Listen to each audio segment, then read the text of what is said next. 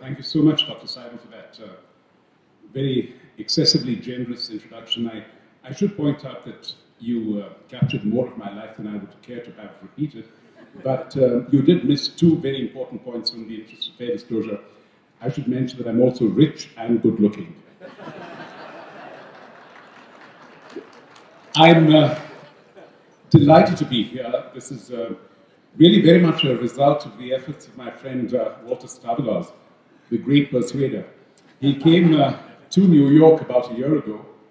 He met 3 different UN officials and convinced each of us that the future of the United Nations and that of ASTC were inextricably linked. And I realized that this was part of his natural self, because the next day when I arranged to meet him at a coffee shop, I came a few minutes late and found him chatting up the barista. And as we went to pick up the coffee, the barista said, "Absolutely, sir. Starbucks will always support you." So this is really part of Walter's modus operandi, and the only thing I would find fault with is his choice of the last surviving technologically illiterate Indian to address a conference like this. I say I'm technologically illiterate because I think I'm daunted by what many of my countrymen have done, but I do take courage from what Bryce Seidel had said about, in a sense, the intimacy of science to our lives. And I recall his saying that it informs all the choices we make. The cell phone plan we choose, what we decide to have for a healthy or unhealthy breakfast, how we decide to commute. Do we bike? Do we take a bus? Do we take a car? Each of those decisions is, in a sense, informed by a scientific element, even if we are not entirely aware of it. And then I went back to really the mission of ASTC and what I'd like to do in the course of this conversation, and I really hope it will be a conversation we'll have a chance to talk to each other, and I will have a chance to learn from you, is to show how there is this congruence, if you will, between what the people of the world through the United Nations are trying to do in a conscious sense and the almost subliminal sense, apart from the active participatory sense, that science and technology have in the lives of those people. When Bud Rock took over the leadership of ASTC, I recall that he had spoken of the importance of science in ensuring the security, the stability, and the quality of life of the entire planet. And then he summed up the mission of ASTC as an association of science centers which really begins with what you would call chance curiosity. A person who walks into a science museum, into a center, sees the exhibits around her or him, listens to a talk. That is the beginning of an almost desultory curiosity. And it's the mission of ASTC to train and to transform that initial moment into a passion for lifelong learning. So against that framework, if you were to look at where the United Nations is today in the year 2013, and how, as we approach our 70th anniversary year in 2015, how we have changed in the past 70 years, I would suggest to you that there has been one principal difference. This has moved from an organization of the 51 member states who constituted 1945, or the 193 member states, the countries who constitute today, to an organization of the almost 8 billion people who inhabit this planet. And that transformation, if you will, from what I would call globalization to peopleization, is really where you come in, where your work, your talents, and your capacity can infuse our efforts. I've always been, in the true UN sense, a victim of acronyms, and I realize that all of you are too. I've been reading about scenarios and EXCITE and other wonderful acronyms that you have discovered for yourself. And I would like to suggest, based on Bud Rock's initial premise, that one acronym that we could derive from ASTC, which would be relevant to the UN in this point in time is achieving sustainability through curiosity. And the reason I suggest that is because everything that you do, the points of departure from which you embark, are ultimately that spark of curiosity. Whether you are Eureka in Finland, working with 4-year-olds, encouraging their curiosity on what makes up the atmosphere, or if you are the people whom Emlyn Costa visualized as coming to night school to learn about science after their jobs in the day, at either end of the spectrum, you come with a curiosity, and that curiosity can be taken back to transform not only your lives, but the lives of those around you. And let me, if I may, put this in a larger perspective from two sides of the coin of sustainability. The first really is the earth we live in your phrase, the planet under pressure.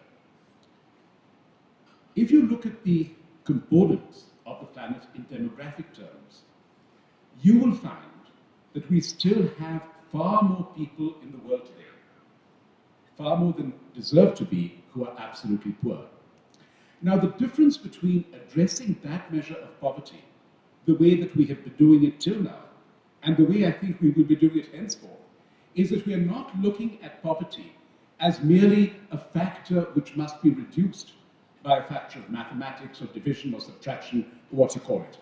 We have to find and create scientifically the means by which that poverty can be reduced. And what do we find? We find that more than half the people in the world today who are in a situation of poverty are dependent on their livelihood in a very real and physical term on this planet under pressure. They are the people who go to the forests to try and forage for fodder, for fuel wood, for medicinal plants. They are the people who go to little streams and try and fish. They are the people who try and irrigate a patch of land to try and grow a weak crop. So in other words, their escaping poverty depends on the rejuvenation and the renewal of this planet.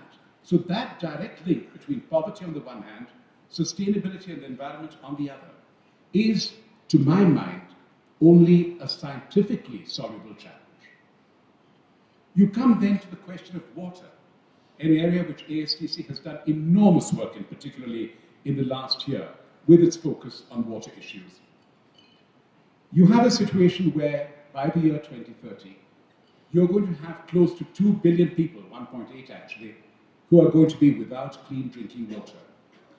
Put that against the sustainability imperative, because what you will also have in the year 2030 is the necessity for 70% of our global freshwater resources being diverted to agriculture, and therefore not being able to be used for human consumption. So that's the second factor you look at. The third factor I would talk about is related to the first, that is land degradation. You have a situation every year in this planet where 12 million hectares of land are being degraded. 12 million hectares, if you want to put in graphic terms, is half the territory of the United Kingdom. And that is what we are losing every year.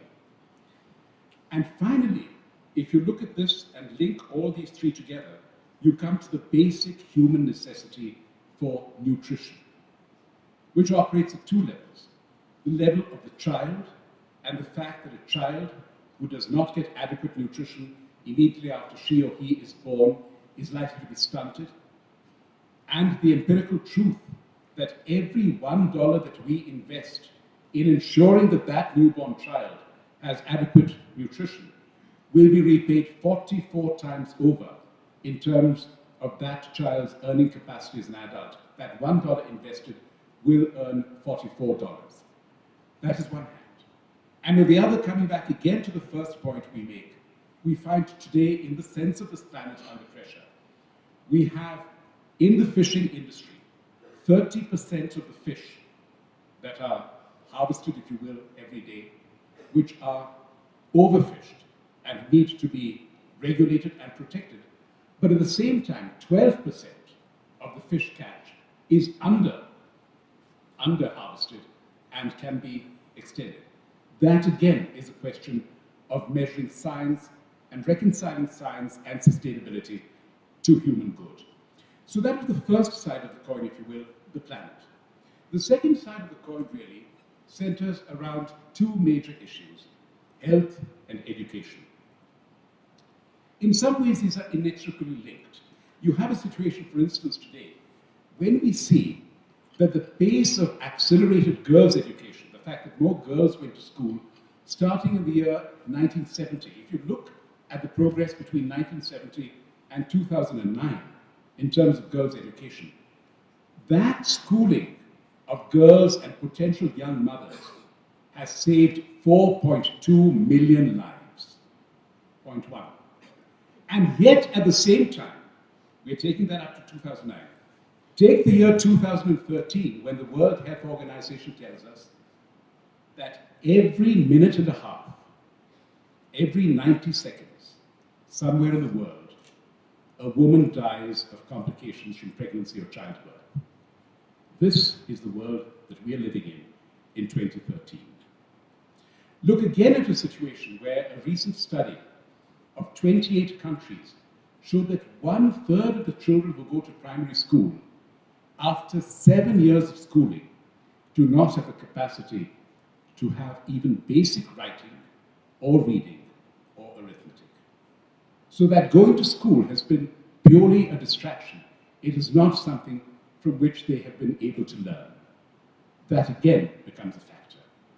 And then you link it to the fact that these young children are going to grow and become a global workforce, which is going to expand by almost 500 million by the year 2030, about 470 million more people in the world who are looking for jobs. But this again is something that you can help them create.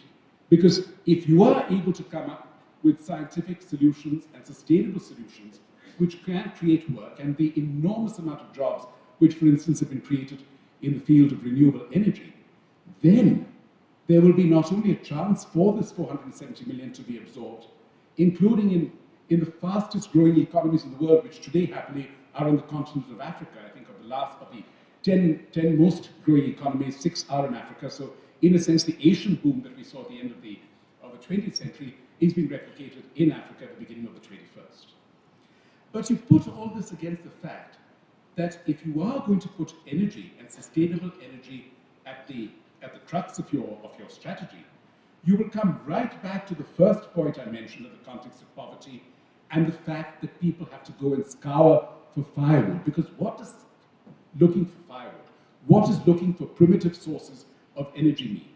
What does living in a home which is lit by a kerosene lamp really mean to the family living there? It means two things. One, children are disinclined and discouraged to study because they don't have adequate light with which to read their books, quite forget any electronic devices they may have, and the pollution potential, because every single kilogram of black carbon particles which are released by these kerosene lamps can create as much harm and warming to the atmosphere in 2 weeks than a pound of carbon monoxide can over 100 years.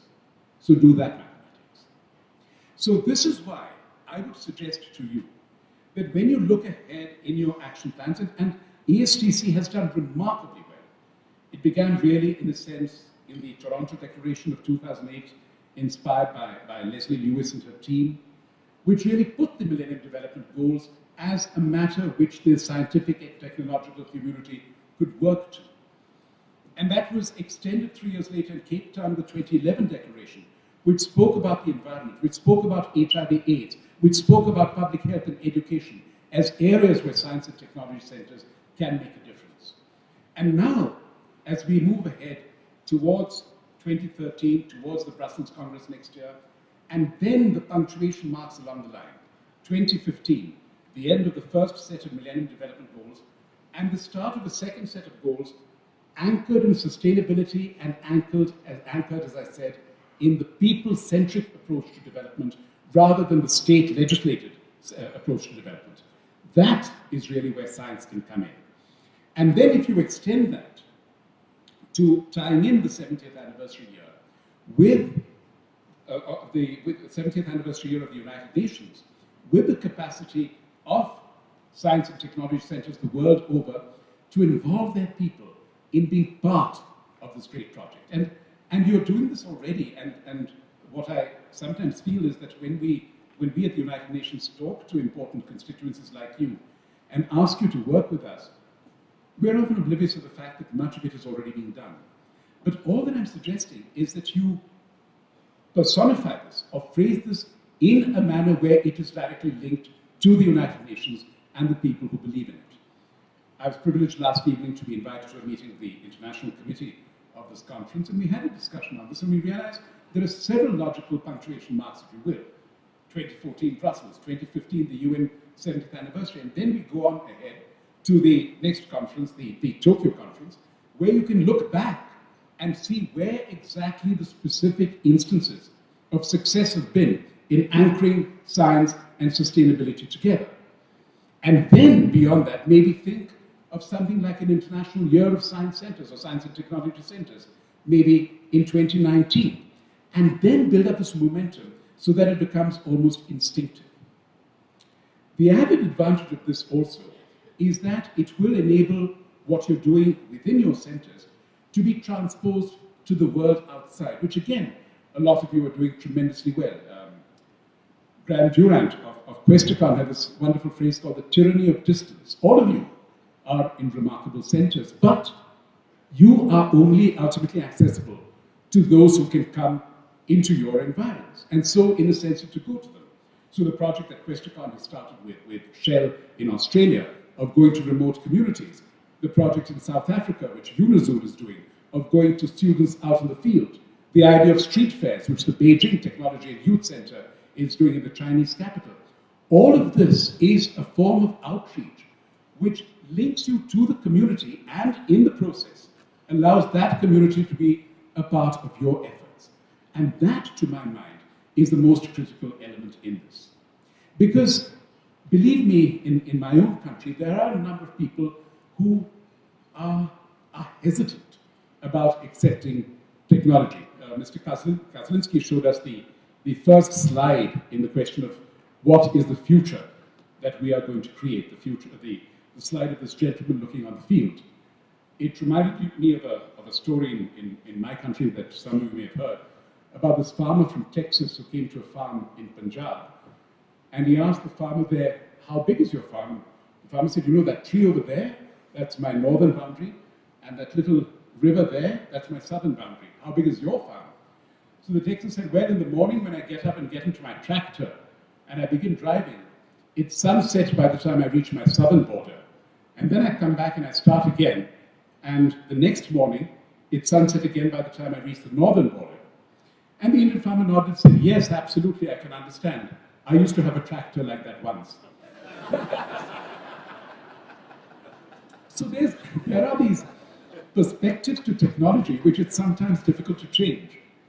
And part of building upon this curiosity, if you will, is to show how, if you are able to take a particular dilemma or problem and try and work to a solution, the avenues that can be channeled towards it.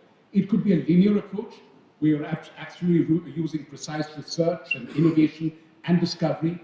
It could be a matter of trying to couch the unfamiliar in familiar terms. And I'd like to refer in this context to the remarkable work being done by several science centers in using, if you will, the obscurities of science and using the metaphor of the visual compulsion and compelling attraction, if you will, of the arts to attract people to them. I think the Miami Science Museum under Gillian Thomas is a project called the Hidden Vault, I believe, is it? Or where you have a coral shell which has been recreated artistically in a myriad of lights and shapes. And so people come and they're struck by the luminosity and the beauty of this, and in that process begin relearning something about the fragility of coral life and, in a sense, the fragility of ecosystems around the world. Similarly, the Ontario Science Centre under Leslie Lewis has done the same thing with stem cells, using something which is, again, fairly esoteric, fairly abstract, and then capturing it in the form of a familiar image. So that sense of immediacy or intimacy, if you will, is something that I would urge you to do, because again, when you're talking of the United Nations and the governments and diplomats who constitute it, not all of them are as science-friendly. They're certainly not science-averse, but they're not as clued in as you would be. And if you're able to couch what you're doing in the familiar, or in the language or the literacy of the familiar, then you can communicate your points much more effectively. So in a sense, coming around again and using this premise as where we're going in terms of sustainability, this is really what I would like to learn from you in the course of our conversation. Instead of going, in a sense, all over the map and thinking of the broad UN objectives, which are many, and the fact that many of you are already contributing towards these, are there specific areas in which a concerted community of science centers and technology centers and museums the world over can reinforce their efforts? Because that, to my mind, is going to be the future of scientific interaction and global well-being in this century. We're already seeing it, for instance, in terms of research on drought-resistant crops. You find that research going in every part of the world, because there's no part of the world which is immune from crops being vulnerable to the forces of nature.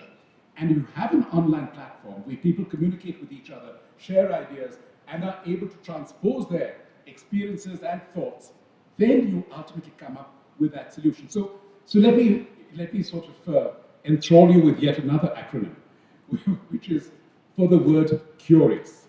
And the curious, I would like to suggest to you, is based essentially on three things at the beginning. First, the C is for community. You already have a community. Please, and I say this in all humility, try and see how you can really make it a tangible and palpable global community. Can you, for instance, when a visitor comes to your museum or your center and gets an admission ticket or badge or whatever you call it, can it also have the ASTC insignia or logo or name upon it, so that that visitor realizes that what she or he is experiencing is not just the Center of Science and Technology in Tamil Nadu or the Dong Nai Center in Vietnam, but is part of a global movement of minds that you represent. So that sense of community. The second, U, unpredictability. Allow your visitors to be daring. Don't let them be restricted by rules, because none of you were really restricted by rules, because you created what you've done, because you thought out of the ordinary, you dared to experiment, and you were willing to be proved wrong, and you were proud when you were proved right. So let that element of unpredictability come in. But, and this is where the R comes in, let it be unpredictability based on reason. Because for every Facebook, we have a MySpace. And you have to have a situation where ultimately you're informed by what you're doing, a certain basic literacy, logic, and communicability, which has to be brought in before you begin to experiment. And that is where your role as guides and mentors and channelers of projects can be. So if you take that, a community of unpredictability and reason is our understanding of sustainability. So that, to my mind, would be the acronym CURIOUS, because if we are able to understand, and this is a word that has been so bandied that I hesitated even to try and use it in my speech. I'd set myself up the task of trying to use to make an entire talk without using the word sustainability, but I failed the third sentence through. So the problem is that it's something that is going to be integral to our lives, and it's a good word, because it infuses whatever we do, what we think, how we act, and more important, it also shows how we can relate to each other as people, much more than relate to us as nations or as people from different parts of the planet. And the fact that ultimately a sustainable practice which is introduced in one part of the world is going to be, with perhaps some minor modifications of temperature or tropic or time, is going to be applicable in another part. And the second point being that when you think of the United Nations as a large mega organization, please also think that ultimately its achievements have to come down to the very basic ideas, discoveries, and initiatives of women, men like you, women, men, and children who come to your plans. I'll end with one particular instance which brought this home to mind. I'm looking after a program called the United Nations Academic Impact, which brings universities around the world in alliance with the United Nations so that they contribute to the realization of our goals. And then we had a letter from one university saying, this is something one of our students did. I'm not sure if it really constitutes an activity. This student was 13 years old, and he used to visit his grandmother every Saturday. And he found that his grandmother was finding her eyesight was gradually fading. So he went and bought her audio cassettes or audio tapes. And she said, look, I'm not really too keen on these because I can put the television on and I can hear it even if I can't see too well. What I really miss is at 11 o'clock every morning having a cup of tea. Because what I do is I take the cup, put it in the tea bag, and then I pour the hot water into it. And I never know when to stop. So either the water spills over and burns my hand, or it makes a mess on the counter. And so the student went back home and thought about this, and then he took a little mug and put an electronic chip just below the rim. So the moment the water reached that level, it beeped. And his grandmother knew to stop pouring. Now that, to my mind, is a United Nations possibility. Think of people around the world challenged by poor eyesight, who need something to make their lives a little easier. What that boy did in California could make a difference in Malawi, could make a difference in Laos, it could make a difference in Ecuador. And it's just as important as the peace treaties that we've negotiated, the non-proliferation regimes that we've implemented. All of those have a validity, they have a necessity. But that teacup is as important, and together we can fashion more such teacups. And I look to you for your support, for your inspiration, and your partnership. Thank you.